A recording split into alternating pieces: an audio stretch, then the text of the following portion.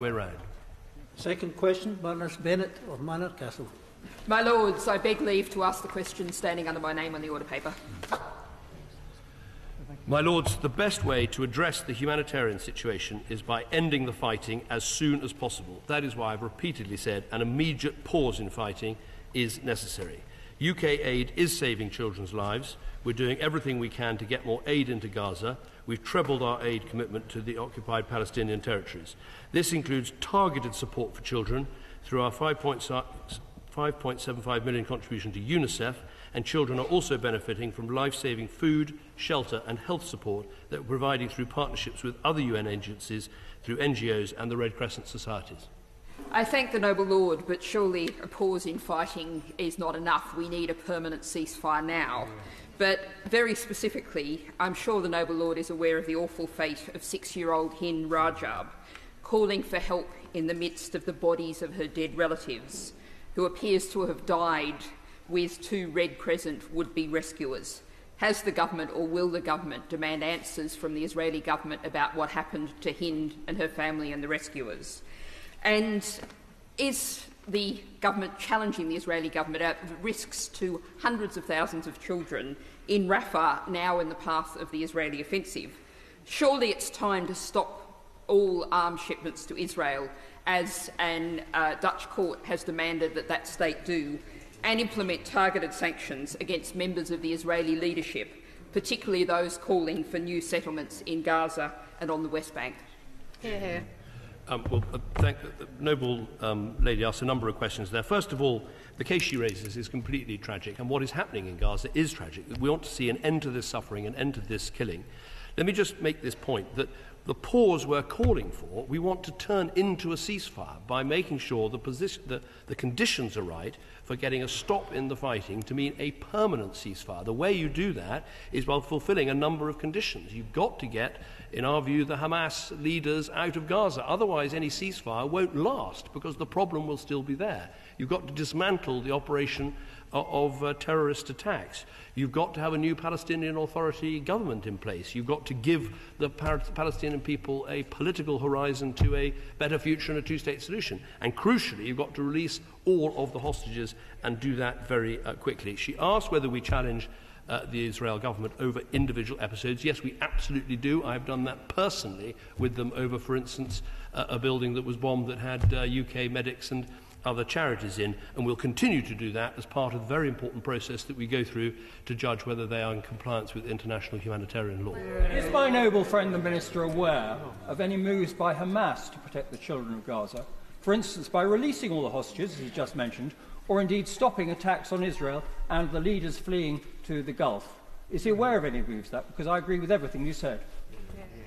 My noble friend makes a very good point. I mean, it's worth remembering that on the 7th of October, 29 children were killed by Hamas and 39 children were taken hostage, and they still remain hostages today. And of course, it's right that in this House we keep asking what else Israel should do, but we should also, at the very same time, say what Hamas should do, which is to lay down their weapons and stop right now. They could stop this fight immediately.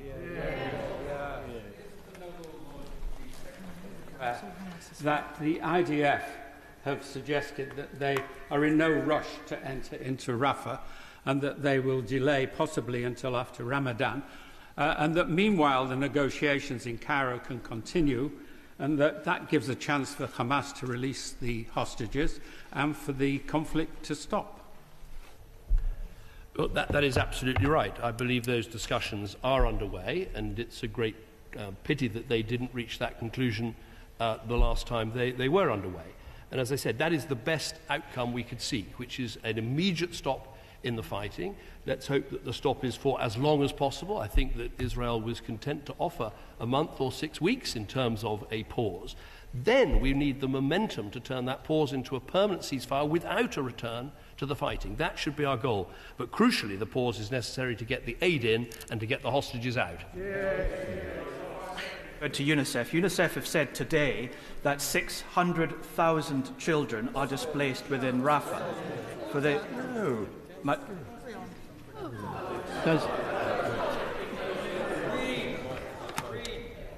My Lords, there's plenty of time. We'll hear from the noble Lord Purvis of Tweed. followed by the Noble Lord Green. I'm grateful for the Chief Whip. My Lord, UNICEF has said today that 600,000 children are displaced within Rafah in Gaza. That is comparable to the entire under-12 population of Scotland being displaced to one postcode area.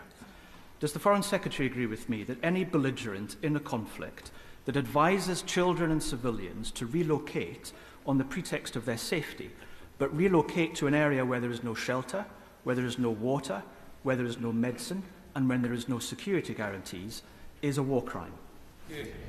Well, what I would say to the Noble Lord is what I said yesterday when I was in Scotland, which is, the people who are in Rafah on many occasions have already moved 3, 4 or 5 times. And it's not possible to move again. They can't go north because they'll be going back to homes that have been destroyed. They can't go south because that would involve going into Egypt, which none of us want to see and the Egyptians don't want to see. And that is why it's so important the Israelis stop and think before going ahead with any operations in Rafah. My Lords, does the Noble Lord, the Foreign Secretary, agree that the huge number of civilian casualties in Gaza is deeply damaging to the reputation of Israel itself? And will he therefore take action to promote a change of strategy by the Israelis, taking up the other measures that he's mentioned? But for so long as so many civilians, thousands of civilians are being killed, then that has to stop. Our view right from the start is that while Israel has a right to defend itself, and the attacks on October the 7th were an appalling attack on Israel, and it's worth remembering it was the biggest pogrom since the Holocaust in terms of the loss of life of Jewish people. We shouldn't forget that.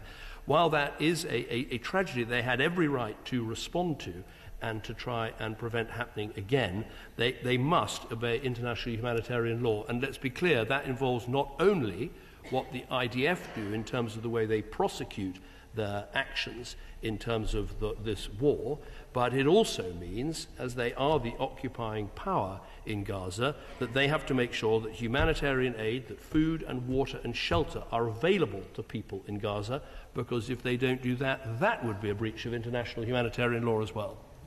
My Lords, the Foreign Secretary is right. The priority has to be securing an immediate, I'd say an extended pause in fighting to ensure we can get aid in, the remaining hostages out, and create room for a long-term sustainable ceasefire followed by an even longer-term resolution. But there are currently almost 1.5 million displaced Palestinians in Rafah, and it's the main route for humanitarian aid. Any further Israeli offensive in Rafah will be catastrophic. Now, my Lords, the situation is getting more urgent by the hour. I know he's been working to establish a contact group of regional and international leaders who would influence both sides. Is he able to offer any progress on that group or their ability currently to try and influence events? Well, what I can say to the Noble Lady is that at the Munich Security Conference on Friday, there will be a meeting of the key European countries that help to fund the occupied Palestinian territories and the key Arab states and Gulf states that are working to help support a future Palestinian Authority, and we very much hope the Secretary of State for the United States will be there as well. This isn't the yet formation of a contact group. There are a number of countries, particularly in the Arab world, that understandably are nervous about meeting in advance of a proper ceasefire and plan towards a cessation of hostilities. But I think we're on the way to getting this group, which I know she's long called for, up and running. And it's important because there are lots of things we need to start talking about now, whether that is what happens the day after a pause, whether it's about a reconstituted Palestinian Authority, whether it's about this question of how you offer a political horizon to people in the Palestinian territories, or indeed how we deal with Israel's very real security concerns of if there is a pause and then a ceasefire, how do you make sure the people responsible for October the 7th cannot remain in Gaza and the infrastructure of terror is taken down? My Lords, alongside medical aid, thank you. My Lords, alongside medical aid on the ground, one practical step that the government could take with an immediate impact would be to support medical care to children injured in Gaza on a temporary basis in the United Kingdom. I know my noble friend and his department have been looking at this possibility, and I would be grateful if he could update us on progress. Well, I want to thank my noble friend for that. We are looking at Project Pure Hope. We're looking very closely at this. Is it possible to take the people in greatest need and bring them to British hospitals, as we've done in the past? I think, I would say, the early work we've done is to say that there's much we can do in the region, and we should probably do that first. So helping in the field hospitals that have been established, helping to send medical teams to referral hospitals that are being used in the region, supporting organisations like Medical Aid for Palestinians. Now, if that leads to the identification of specific cases where actually they would be better off taking that long journey back to Britain and going to Great Ormond Street or elsewhere, then we certainly don't rule that out, and we'll continue to look at it. Third question, Lord Walney.